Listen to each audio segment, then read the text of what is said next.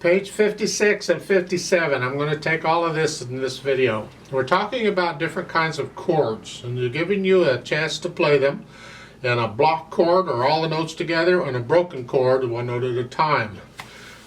It's just one of the patterns for broken chords. Keep in mind, in a broken chord pattern, you get all kinds of patterns. This is just one of them.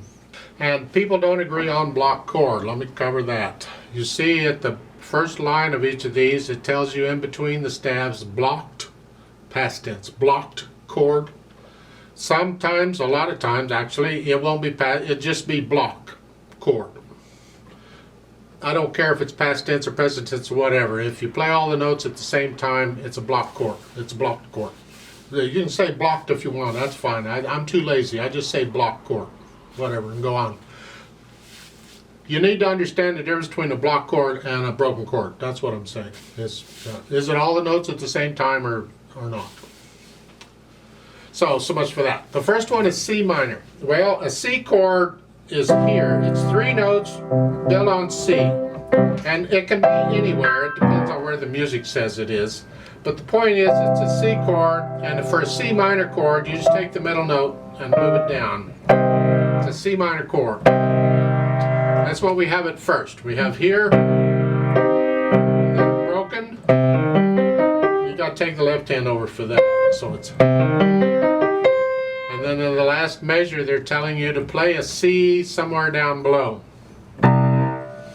I'll come back to the last measure on these in a minute. Let's go on to the G minor chord. And G chord is here, where you're in this position, or here, or here somewhere. The point is, your G's the bottom note. The G minor chord is going to be here, so you just lower the, and that's what this is, G minor.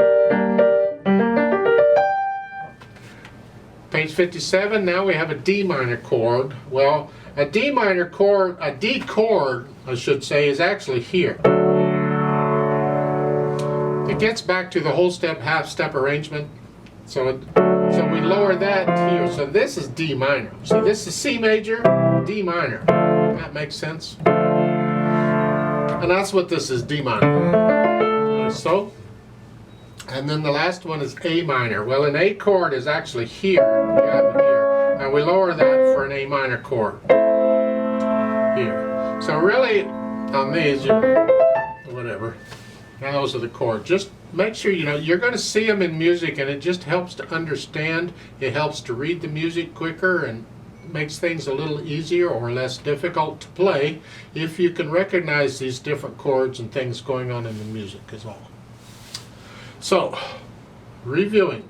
We have C major, G major. Those are white keys. To make a minor, we lower it and we have a black key. But in the D major and A major, those have black keys. We lower that middle one for all white keys.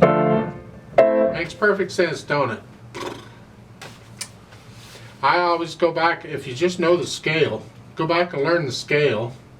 You don't have to worry about it. You take the first, the third, and the fifth step of the scale, and that's your chord, whatever. Because in a D major scale, you have two sharps. So if I take the first and the third, that's the chord. I just know you automatically know what black keys are involved if you know the scale. It makes doing the, rather than trying to memorize, well, is this all these or all of these or this or whatever it is. If you can know the scale, it's taken care of for you. Now, I want to talk about this last measure thing they've got going on here. On each of these, they want you to play the note down low someplace. Depends on how big your keyboard is, whatever. Doesn't matter where you play it. The first one's C minor, the one you play is C down low. My problem with what they're doing here is they say brace it. Brace it with the thumb. You see, we want to be as relaxed as we can when we play the piano. We don't like a lot of tension. You're going to have some tension automatically, you can't help it, but we don't want tension if we don't have to. And when they use things like brace it with the thumb, that implies tension. That implies I'm going to play it with third finger, but I'm going to brace it with my thumb. I'm going to put my thumb under it and brace it here. And I say, please don't. Just play it with the finger, use a relaxed, let the wrist collapse here. You can can get lots of volume out of that. I don't know how loud they want you to play it. It's loud, I guess, but don't brace it. I oppose that on all of them. Just don't. I'm not going to do play with me's on this. You can do all that yourself. That's good luck and have fun with all that. You know how it goes. So if you have any questions, you're free to ask me.